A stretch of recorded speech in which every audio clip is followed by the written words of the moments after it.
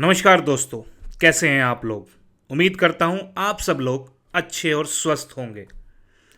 इतना बड़ा अपराध इस देश में हो गया है, लेकिन उसके बाद भी इतना सन्नाटा है जिससे कि कुछ हुआ ही ना हो। मेरे हिसाब से अपराध की सारी सीमाएं टूट गई हैं। किसी को शारीरिक कष्ट दो तो वो बर्दाश्त कर सकता है, लेकिन अगर किसी के आत्मा पर वार करो तो वो टूट जाता है।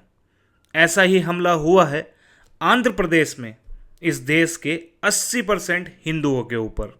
इस हमले ने देश के 80% हिंदुओं की आत्मा को तोड़ कर रख दिया है। जैसा कि आप लोग जानते ही हैं कि कुछ दिन पहले ही तिरुपति बालाजी मंदिर में जो प्रसाद वितरण होता था, उसको बनाने में जो घी इस्तेमाल होता है उसमें फिश ऑयल और जानवरों की चर्बी मिलाई जाती है। दोस्तों, किस बात की कमी रह गई थी कि खुद का ही घर जलाने की नौबत आ गई। तिरुपति बालाजी टेम्पल को ट्रस्ट चलाता है जो गवर्नमेंट के अधीन है। ऐसा क्या हुआ कि ट्रस्ट के लोग होने के बावजूद भी ये सब हो गया। प्रसाद में जानवरों की चर्बी वाले घी किसी और धर्म के लोगों ने नहीं मिलाया है। इसको मिलाने वाले हिंदू ही थे जिन्होंने अपनी आत्मा को बेच दिया। ऐसा करते हुए इनके हाथ नहीं कांपे। मुझे नहीं लगता कि इससे भी गिरी हुई कोई हरकत हो सकती है। दोस्तों, ये जो सब हुआ है इसको थोड़ी बारीकी से समझते हैं।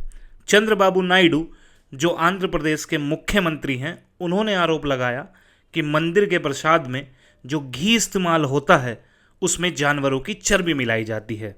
उसके बाद मामले ने तूल पकड़ लिया और फिर ट्रस्ट के लोगों ने भी माना कि चंद्रबाबू नायडू के आरोप सही हैं।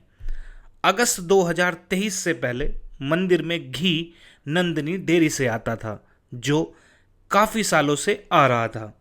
जून 2023 को डेयरी ने अपने रेट रिवाइज करे। इस बात पर ट्रस्ट एंड गवर्नमेंट ने मिलकर नया टेंडर निकाल दिया और कॉन्ट्रैक्ट एआर कंपनी को दे दिया। ये एआर वही कंपनी है जो जानवरों की चर्बी वाला घी सप्लाई करती है। इस पूरे मामले को समझें तो ट्रस्ट एंड गवर्नमेंट ने मिलकर ही डिसीजन लिया होगा। खैर, मामला अब तूल पकड़ रहा है।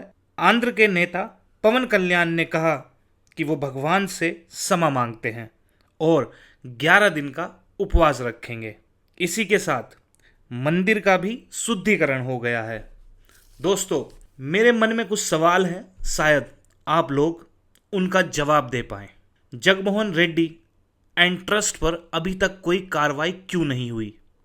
एआर कंपनी पर कोई एक्शन अभी तक क्यों नहीं हुआ? फूड क्वालिटी इंचार्ज को अभी तक पकड़ा क्यों नहीं गया? केंद्र सरकार इस मामले पे क्या कर रही है? ये कुछ सवाल हैं मेरे दिमाग में जो घूम रहे हैं। आशा करता हूं आप लोग इन सवालों के जवाब दे पाएंगे। दोस्तों, ये जो हुआ है ये कोई छोटी घटना नहीं है, एक बड़ा अपराध है। 80% हिंदुओं की आस्था पर एक बड़ा हमला हुआ है। इतना सब कुछ हो गया है, फिर भी देश को 80% हिंदू सोया हुआ है जो अब भी अपने हक की बात नहीं कर रहा है।